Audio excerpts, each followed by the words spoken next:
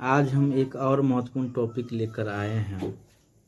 Bihar librarian syllabus के unit 2 में classification and cataloguing के अंतर्गत एक महत्वपूर्ण टॉपिक है जिसका नाम है पुस्तकालय विज्ञान के सामान्य सिद्धांत, general theory of library classification.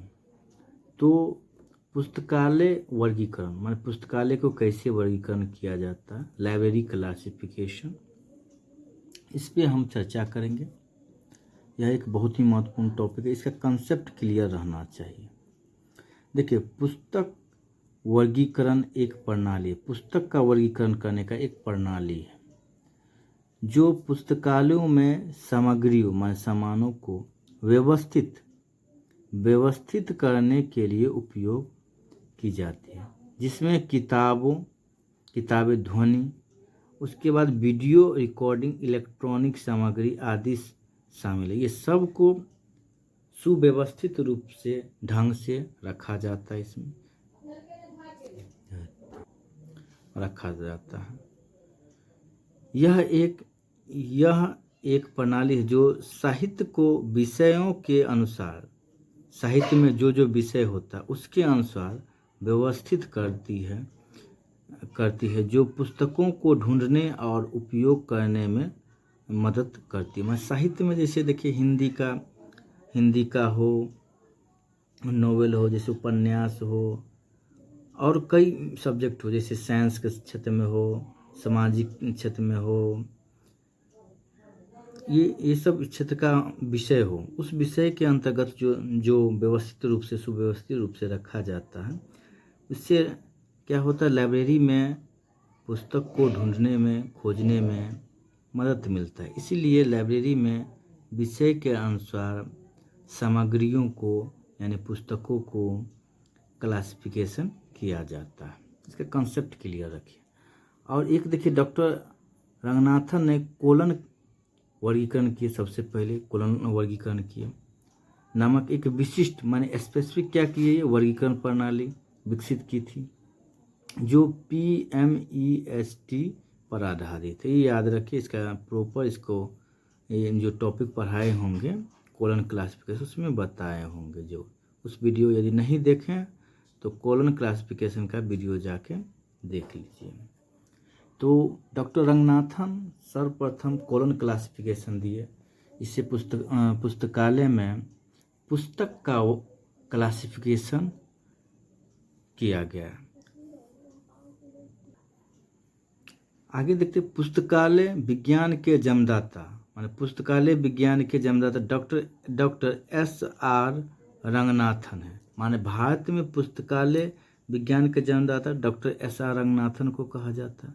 Doctor SR Ranganathan को भारत में पुस्तकालय विज्ञान का जनक माना जाता है।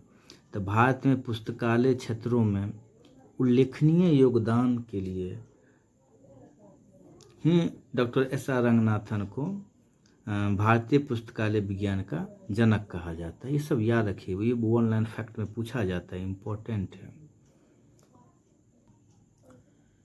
चलिए देखते हैं, डॉक्टर SR रंगनाथन के अनुसार, जब डॉक्टर SR रंगनाथन जो है क्या वर्गीकरण में कंसेप्ट दिए उसको देखिए। वो देखिए, वर्गीकरण एक ऐसी प्रणाली है जो समान वस्तुओं को एक साथ सामूहिक करती है और असमान वस्तुओं को एक व्यवस्थित क्रम में अलग करती है। यह किसी पुस्तक के विशिष्ट विषय के नाम का क्रमिक संख्याओं में अनुवाद है और यह एक ही विषय से संबंधित कई पुस्तकों को व्यवस्थित बनाने का तरीका है। ये अति महत्वपूर्ण है, इसको याद रखना चाहिए। जो डॉक्टर SR रंगनाथन का जो लाइब्रेरी क्लासिफिकेशन में क्या कंसेप्ट था उसको ध्यान में रखना बहुत ही आवश्यक है। अब देखिए, लाइब्रेरी क्लासिफिकेशन में WC शेयर का क्या अवधारणा है उसको हम लोग देखते हैं। WC शेयर्स, अच्छा एक बात देखिए, WC शेयर्स के संदर्भ में एक बात जान लीजिए, ये डॉक्टर S.R. रंगनाथन के गुरु थे। उनका क्या इस क्षेत्र में अवधारणा से देखिए, पुस्तकालय वर्गीकरण का अर्थ है फलकों पर पुस्तकों की व्यवस्था करना अथवा उनका इस प्रकार से चित्रण करना ही वह उनके लिए अत्यधिक सहायक सिद्ध हो जो उनका अध्ययन करते हैं। जो अध्ययन करता है ना, या मान लो जिसका अध्ययन करना है, तो उसको ढूंढने में, निकालने में, अच्छा इसे बताने में ये बहुत ही सहायक सिद्ध होता है। इनका कंसेप्ट था। आगे देखते हैं। आगे एक और महत्वपूर्ण देखते हैं, मेलविल डेवी के देखिए, डेवी के क्या अवधारणा। डेवी को पुस्तकालय वर्गीकरण के लिए उनकी डेवी डेसिमल वर्गीकरण प्रणाली के लिए जाना जाता है। डेवी डेसिमल के लिए बहुत ही प्रसिद्ध है, वो जाना जाता है। यह प्रणाली अभी भी दुनिया भर के पुस्तकालयों में व्यापक रूप में उपयोग किया जाता है। बड़े पैमाने के बहुत अच्छा सरल तरीका है क्लासिफिकेशन का, इसीलिए मेलविल डेवी का जो है डेवी डेसिमल वर्गीकरण जो है बहुत उपयोग में आता है। आगे देखिए, ये भारत में पुस्तकालय विज्ञान का जनक माना जाता है। किनको? कोलन क्लासिफिकेशन और क्लासिफाइड कैटलॉग कोड विकसित किए, जो पुस्तकालय विज्ञान में महत्वपूर्ण योगदान था। किनका? Doctor S.R. रंगनाथन का। इसीलिए इनको भारत के में पुस्तकालय विज्ञान का जनक कहा जाता है। चलिए आगे देखो, सामान्य वर्गीकरण, जनरल क्लासिफिकेशन।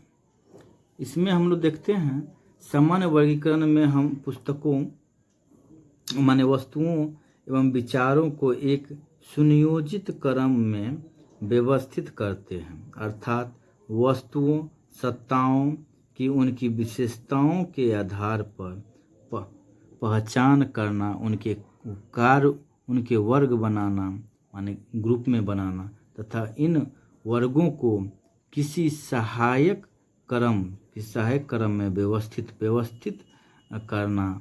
किंतु पुस्तकालय वर्गीकरण में हम प्रलेखों का वर्गीकरण करते हैं। प्रलेखों का क्या करते हैं? वर्गीकरण करते हैं।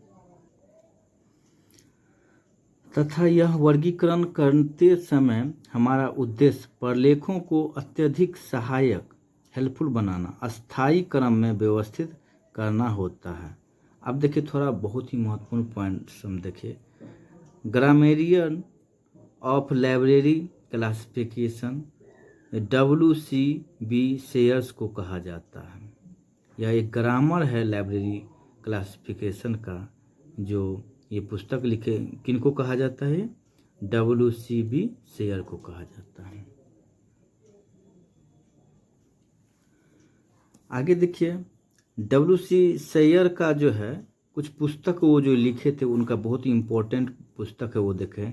कैनन ऑफ क्लासिफिकेशन जो 1915 इसमें हुआ था। ग्रामर ऑफ क्लासिफिकेशन 1915 में हुआ था, याद रखें। इंट्रोडक्शन टू लाइब्रेरी क्लासिफिकेशन 1958, बहुत ही महत्वपूर्ण, ये सब याद रखने वाला क्वेश्चन है।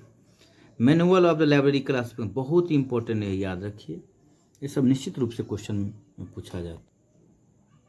आगे देखते हैं, पुस्तक वर्गीकरण साहित्य में ज्ञान की खोज के लिए समय बचने की यांत्रिक क्रिया है। देखिए, वर्गीकरण करने से समय बचेगा, क्योंकि ये पता रहेगा कहाँ पर पुस्तक किस रैक में है, कितना नंबर में रखा है, तो वहाँ पे जो है पुस्तकालय के जो सहायक है वो बताएंगे, पुस्तकालय अध्यक्ष बताएंगे। वहाँ पर जाके छात्र जो है बहुत आसानी से पुस्तक का चयन कर सकता है और पुस्तक तक पहुँच सकता है, जिससे उसका ज़्यादा पुस्तक को खोजने में समय नहीं लगेगा।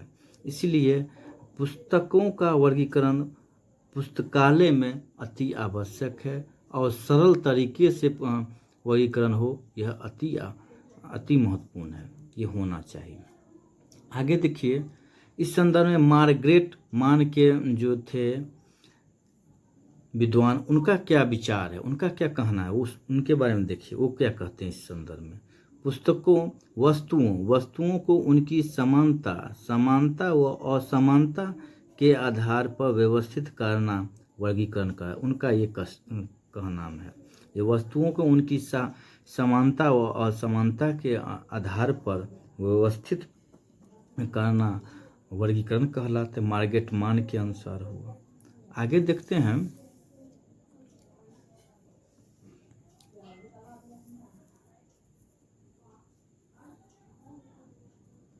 देखिए सीए कटर का क्या कंसेप्ट है।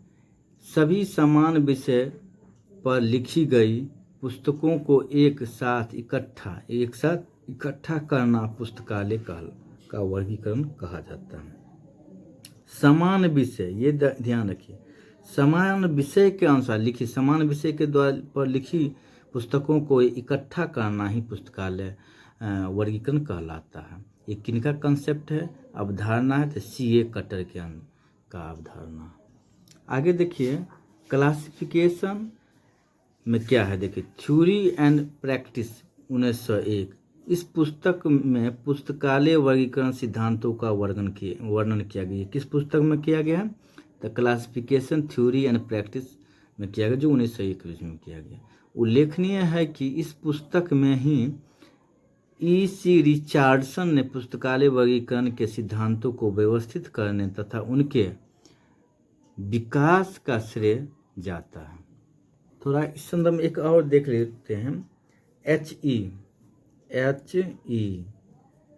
ब्लिस नाम के एक विद्वान थे, ब्लिस। यह जो है ना 1935 में क्या किए थे, बिब्लियोग्राफिक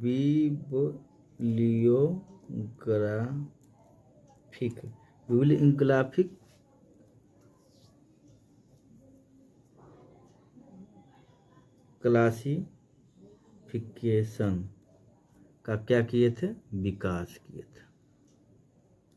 ये याद रखना। और इस संदर्भ में इनका कुछ पुस्तक सब है, याद रखें। The organisation of knowledge and the system of the science, ये इनका पुस्तक था। एक organisation of knowledge in the librarian and subject approach to book, इनका बुक है। ये सब फिर आगे हम लोग देखें। पहले कम से कम इतना जो कंसेप्ट है पुस्तकालय का वर्गीकरण यानी लाइब्रेरी क्लासिफिकेशन, इस कंसेप्ट को पहले क्लियर करिए, आप लोग नोट करिए, ध्यानपूर्वक 2-3 बार वीडियो को देखिए। और जो सब्सक्राइब नहीं किए निश्चित रूप से इस चैनल को सब्सक्राइब कर लें, जिससे मोटिवेशन मिलेगा, इससे वीडियो बनाने में मोटिवेशन मिलेगा। ये बार बार हम लोग वीडियो बना के अपलोड करते रहेंगे। धन्यवाद।